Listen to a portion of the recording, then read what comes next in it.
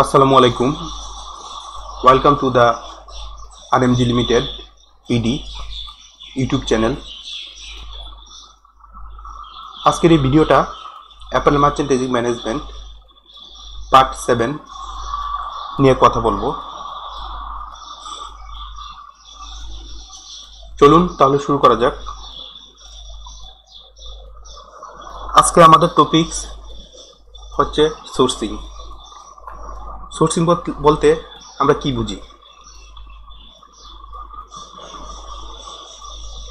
Sourcing হচ্ছে একটা technique, system or procedure কোথায় থেকে এবং কিভাবে আমরা আমাদের রিকোয়ার আইটেমটা পাবো, এটা হচ্ছে সোর্সিং।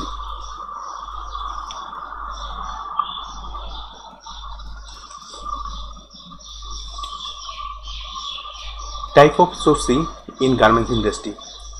গার্মেন্টস ইন্ডাস্ট্রিতে কয় ধরনের সোর্সিং আমরা দেখতে পাই?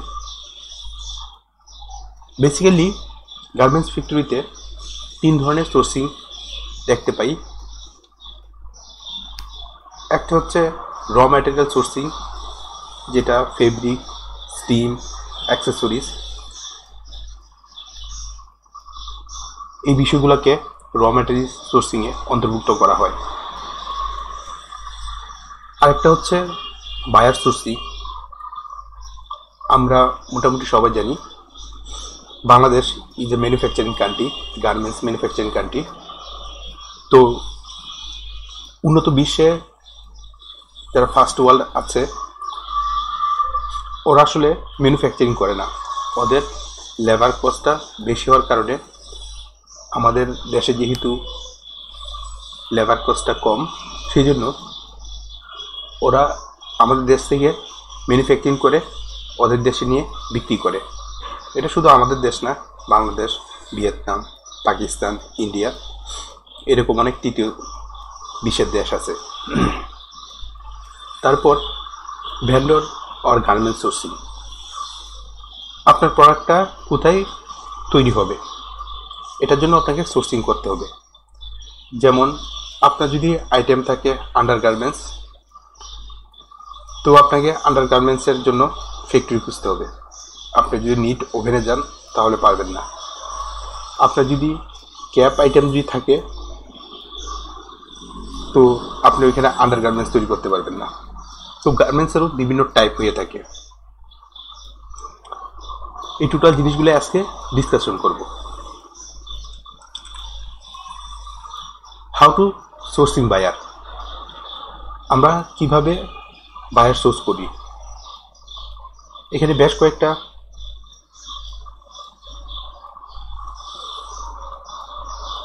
প্রসিডিউর নিয়ে কথা বলবো। একটা হচ্ছে ইন্টারনেট। আপনি ইন্টারনেট সার্চের মাধ্যমে বায়ার সোর্স করতে পারেন। এটা হতে পারে ইন্টারনেট সোর্সিং। তারপর প্রফেশনাল সোশ্যাল মিডিয়া আছে, লিঙ্কডইন, এখানেও আপনি বায়ার সোর্স করতে পারেন। দেন বাইং হাউস। দেখা যায় আপনার অনেক বন্ধু বান্ধব আছে বাইং হাউসে জব করে, তাদের কাছ থেকেও আপনি বাইরের লিস্টটা নিতে পারেন, যে কোথায় থেকে আপনার কিভাবে কিংবা বায়াররা কোথায় কোথায় আছে, ওইটা ওদের কাছে চাপ থাকে। ওইখান থেকে আপনি যদি আপনার রিলেশন ভালো থাকে তাহলে পেতে পারেন। তারপর এম্বাসি। আপনি যদি ইউরোপের কোনো কান্ট্রির বায়ার খুঁজতে চান, যদি ইংল্যান্ডের খুঁজতে চান, তাহলে ইংল্যান্ডের এম্বাসির কাছে গিয়ে যদি অ্যাপ্লিকেশন করেন, সেই ক্ষেত্রেও আপনি বায়ার লিস্টটা পেতে পারেন। যেহেতু এম্বাসির কাজ হচ্ছে দুই দেশের মধ্যে বাণিজ্যিক সম্পর্ক উন্নয়ন করা, কিন্তু বাংলাদেশের ক্ষেত্রে আপনি যদি ডাইরেক্ট করতে পারবেন না। এটা বাংলাদেশ হাই কমিশনের মাধ্যমে অ্যাপ্লিকেশন করতে হবে, তারপর আপনি পেতে পারেন। তারপর অ্যাডভার্টাইজমেন্ট আছে, লাইক আপনি অনলাইনে যদি পোস্ট করেন সোশ্যাল মিডিয়া কিংবা গুগলে, সেই ক্ষেত্রেও পেতে পারেন। তারপর প্রিন্ট মিডিয়ার মধ্যে যদি অ্যাডভার্টাইজিং করেন, সেই ক্ষেত্রে আপনি পেতে পারেন। আবার business directory like BGMEA, BKMEA, chamber of commerce, ওদের মাধ্যমেও আপনি বায়ারদের লিস্ট পেতে পারেন।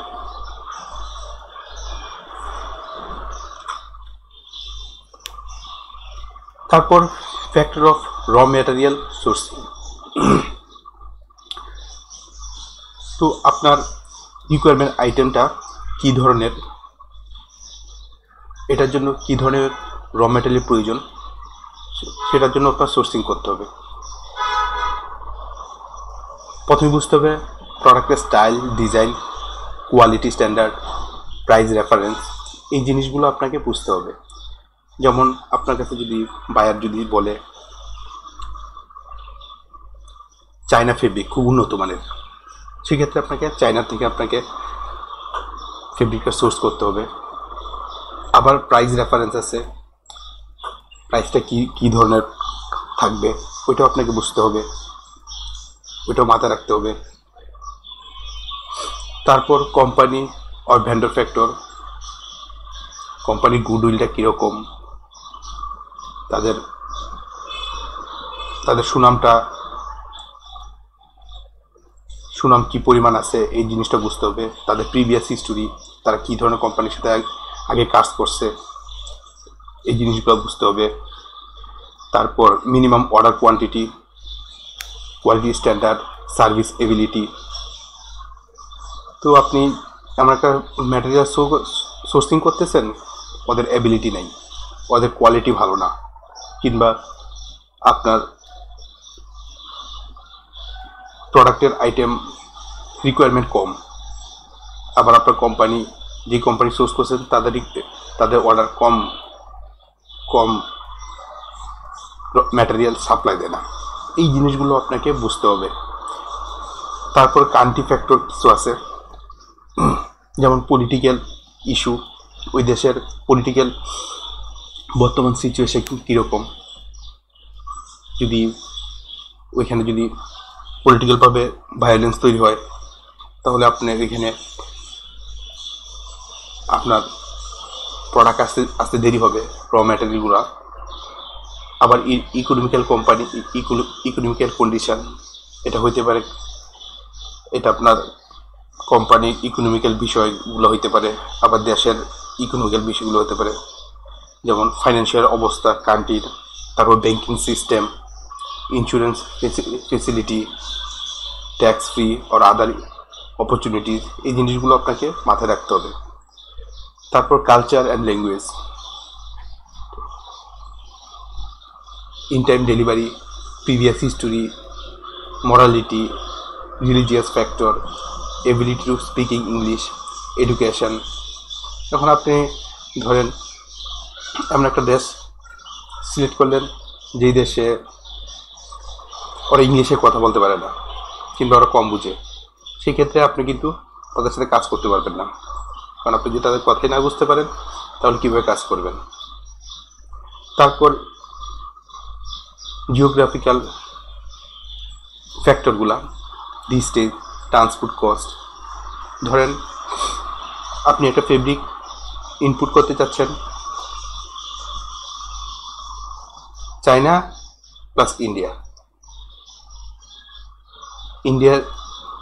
চায়নাতে আছে আপনার 30 সেন্ট, ইন্ডিয়াতে আছে গিয়ে আপনার 35 সেন্ট। তো সেক্ষেত্রে আপনি কোনটা সিলেক্ট করবেন?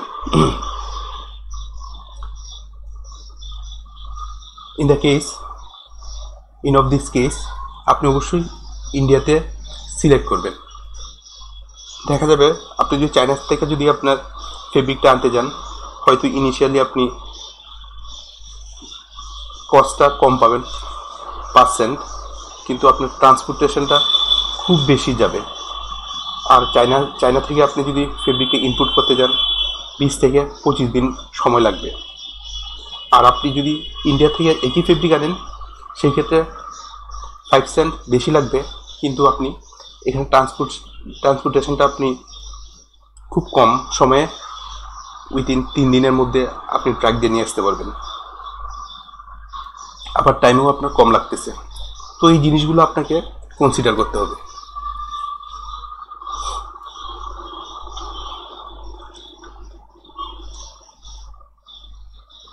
তো এখন vendor selection. Vendor means garments. একটা গার্মেন্টস সিলেকশনের ক্ষেত্রে অনেকগুলো ফ্যাক্টর কাজ করে। তো এই জিনিসগুলোই এটার মধ্যে ডিসকাস করব। এর আগে আমি বললাম, যেমন আপনার রিকোয়ারমেন্ট হচ্ছে হলে গিয়ে স্যুট, আপনি স্যুট তৈরি করবেন। তো এই স্যুটটা তৈরি করতে গেলে আপনি আন্ডার গার্মেন্টসে যদি যান, ফ্যাক্টরিতে যারা ব্রা পেন্টি এই জিনিসগুলো নিয়ে কাজ করে, আপনি তাদের কাছ থেকে আপনি প্রপার সার্ভিসটা পাবেন না, আপনার কোয়ালিটি ঠিক থাকবে না, কারণ ওরা ইউজ টু হচ্ছে আন্ডার গার্মেন্টস নিয়ে, আর আপনারটা হচ্ছে গিয়ে স্যুট। তাহলে যারা স্যুট নিয়ে কাজ করে আপনি তাদেরকেই খুঁজে বের করতে হবে। তা চলুন ভেন্ডর সিলেকশনে কী কী জিনিস কনসিডার করতে হয়। Check out for selecting vendor or factory. প্রথমেই আপনাকে নেম, অ্যাড্রেস অফ কোম্পানি এটা সিলেক্ট করতে হবে। তো আচ্ছা, তার আগে কিভাবে আমরা একটা ফ্যাক্টরি সন্ধান পাবো? ফ্যাক্টরির সন্ধানটা খুব ইজি। আপনি যদি গুগলে সার্চ করেন তাহলে ইজিলি সব ধরনের ফ্যাক্টরি পাবেন। Just check out suit factory in Dhaka, in Narayanganj, in Tongi, whatever একটা লোকেশন দিবেন, ওই এরিয়ার যা যা স্যুট কোম্পানির সবই পাবেন। তো প্রথমে আপনি name and address of company এটা লাগবে, তারপর কন্ট্যাক্ট নাম্বার অ্যান্ড পার্সন। এখন আপনি একটা কোম্পানি সিলেক্ট করলেন, আপনার অর্ডারটা ওই কোম্পানিকে দিয়ে দিলেন, ঠিক আছে আপনি আমার কাজটা করেন। তো দেখা যাবে আপনার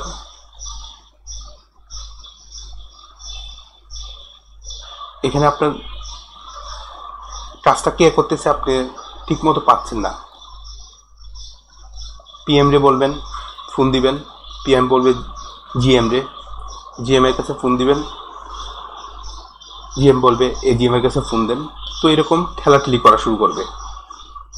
যেহেতু আপনি অর্ডার নেওয়ার আগে আপনার কাছে প্রত্যেকটা গার্মেন্টসেই ফ্যাক্টরি ম্যানেজার সবাই এসে বসে থাকবে। যখনই আপনি অর্ডারটা দিয়ে দিবেন, অর্ডারটা প্লেস করবেন, তখনই দেখবেন আপনি তাদের পিছনে ঘুরতে হবে, কারণ আপনি যেহেতু বাইরের কাছ থেকে লিড টাইম নিয়ে নিছেন। তো যে অথরিটি যে আপনার কাজটা করবে তার সাথে সবসময় কন্ট্যাক্ট করবেন, তার সাথে আগে কন্ট্যাক্টেই বলে নেবেন আমার কাজটা কে দেখাশোনা করতেছে। তারপর মেজর মার্কেট আর কাস্টমার। যে ফ্যাক্টরিতে আপনি সিলেক্ট করবেন তারা কী ধরনের কাস্টমারের জন্য প্রোডাক্ট তৈরি করে, এই জিনিসগুলো আপনার বুঝতে হবে। তারা কি নিট গার্মেন্টস কাজ করে, ওভেন গার্মেন্টস কাজ করে, নাকি স্যুট নিয়ে কাজ করে, নাকি আন্ডার গার্মেন্টস নিয়ে কাজ করে, কিংবা সোয়েটার নিয়ে কাজ করে। কারণ প্রত্যেকটা গার্মেন্টসই এক একটা সাইড থেকে ইউজ টু হয়ে থাকে।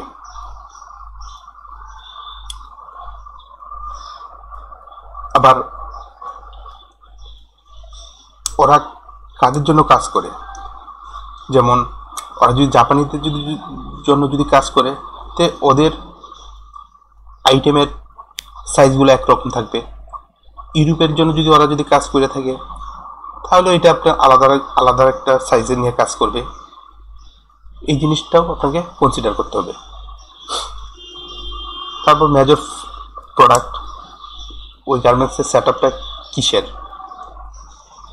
এটা কি ওভেন গার্মেন্টস, নিট গার্মেন্টস, নাকি ফুলি ফ্যাশন গার্মেন্টস, এটা আপনার বুঝতে হবে।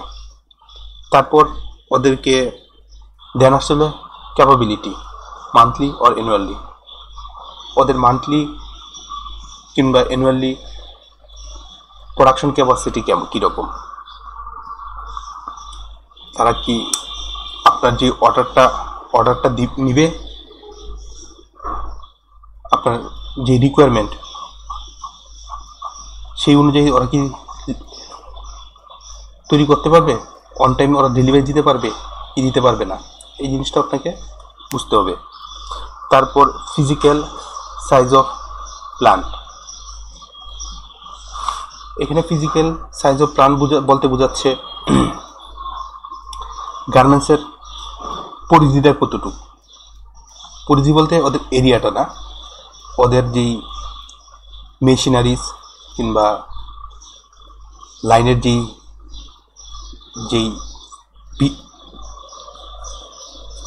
সেট আপটা, এটা কতটুকু, এটা আপনার বুঝতে হবে। এখন আবার নাম্বার অফ এমপ্লয়িজ, তাদের এখানে কতজন কাজ করে। এখন আপনি অনলাইনে দেখলেন যে আপনি এখানে আছে আপনার 5,000 মেশিনারিজ আছে, 6,000 ওয়ার্কার আছে। এটা আপনি অনলাইনে সার্চ দিয়ে দেখলেন যে 5,000 ওয়ার্কার, 5,000 মেশিনারিজ, 6,000 ওয়ার্কার। যখন আপনি ফিজিক্যালি যাবেন, যা দেখলেন এখানে আপনি তো অর্ডারটা রিপ্লেস করে দিলেন। তারপর যখন ফিজিক্যালি দেখবেন, যা দেখলেন এখানে 600 মেশিন আছে, 500 মেশিন আছে, আর 600 এমপ্লয়ার আছে। তো জিজ্ঞেস করলেন, ভাই এটা কি হইল? লেখা আছে আপনার 6,000, আর এখন দেখতেছি এনে 600 এমপ্লয়ার, 5,000 মেশিনারিজ, 6,000, এখন দেখি 500 মেশিন। তো ওইখান থেকে আপনাকে বলা হইলো যে এটা একটা মিস্টেক, এখানে রাইটিং মিস্টেক হয়ে গেছে আমাদের ওয়েবসাইটে। দেখলেন আপনার মাথায় হাত, কারণ তারা আপনার অর্ডারটা অন টাইম ডেলিভারি দিতে পারবে না। তারপর কোম্পানির ফাইন্যান্সিয়াল স্ট্যাটাস কীরকম, এটাও আপনাকে দেখতে হবে। এটা আপনি যখন ওদের ফাইন্যান্সিয়াল ডিপার্টমেন্টে বললেই ওদের আপনি দিয়ে দিবে। তারপর লোকেশন অফ প্রোডাকশন, দেখা যায় ফ্যাক্টরি আপনার ঢাকাতে, কিন্তু ওদের অফিস হচ্ছে ঢাকাতে, ফ্যাক্টরি হচ্ছে কোনাবাড়িতে। তো আপনাকে প্রায় সময় ওইখানে ভিজিট করতে হবে। আবার এমনও আছে যে অনেক সময় বায়ার ডাইরেক্ট আসে ফ্যাক্টরি ভিজিট করে কীরকমভাবে কাজ করতেছে, কাজটা কীরকম চলতেছে, এই জিনিসগুলো ওনারা দেখতে আসে। সেক্ষেত্রে আপনি যদি ট্রান্সপোর্টের যদি লোকেশনটা যদি একটু ব্যাকওয়ার্ড জায়গাতে হয়, তাহলে একটু সমস্যা। তারপর প্রোডাকশন ফেসিলিটিস বলতে ওদের পার ডে আউটপুট ক্যাপাসিটি বা কী পরিমাণ প্রোডাক্ট আউটপুট করতে পারে, এটাও আপনার দেখতে হবে। তো এটার উপর বেস করে আপনার বুঝতে হবে যে লিড টাইমটা ওরা পারবে কি না। তারপরে কোয়ালিটি স্ট্যান্ডার্ড, ওদের প্রোডাক্টের কোয়ালিটি কীরকম, কোয়ালিটি চেক করার জন্য আপনার অনেকগুলা সিস্টেম আছে, যেমন 5S system, factory use to কিনা, তারপর ট্রাফিক লাইট সিস্টেম আছে কিনা, আইই ডিপার্টমেন্ট যেটা ইন্ডাস্ট্রিয়াল ইঞ্জিনিয়ারিং ডিপার্টমেন্ট আছে কিনা, এই কিছু ফ্যাক্টগুলো আছে। এই জিনিসগুলো যদি থাকে তাহলে বুঝতে হবে যে না, ওদের মিনিমাম একটা প্রোডাক্ট, ওদের কোয়ালিটিটা স্ট্যান্ডার্ড। তারপর মিনিমাম অর্ডার। তো আপনি প্রথম কথা বললেন যে ভাই আপনার কী ধরনের, আপনার নিম্নতম কত ধরনের অর্ডার নিয়ে কাজ করেন। যদি বায়ার যদি বলে যে আমরা 100 থেকে 10 লাখ পর্যন্ত অর্ডার আমরা কাজ করি, তাহলে আপনি বুঝতে হবে যে তাদের তাদের তাদের ফ্যাক্টরিটা স্ট্যান্ডার্ড না। কারণ যারা 10 লাখ প্রোডাক্ট নিয়ে কাজ করবে তারা কখনোই 10টা প্রোডাক্ট নিয়ে কাজ করতে পারে না। কারণ এখানে অনেক টাকা, অনেক লেবার আছে, অনেক ওয়ার্কার আছে, এমপ্লয়ার আছে, ওদেরকে প্রতি মিনিটেও টাকা দিতে হয়। আবার কেউ যদি বলে আমরা 1 লাখ প্রোডাক্ট থেকে 10 লাখ পর্যন্ত কাজ করি, তাহলে বুঝতে হবে যে না, তাদের একটা মিনিমাম ওদের স্ট্যান্ডার্ডটা বজায় কাজ করতে পারে। এই হচ্ছে আজকের ভিডিও। আরও কিছু ফ্যাক্টর আছে, ওইটা নেক্সট ভিডিওতে কথা বলবো। আল্লাহ হাফেজ।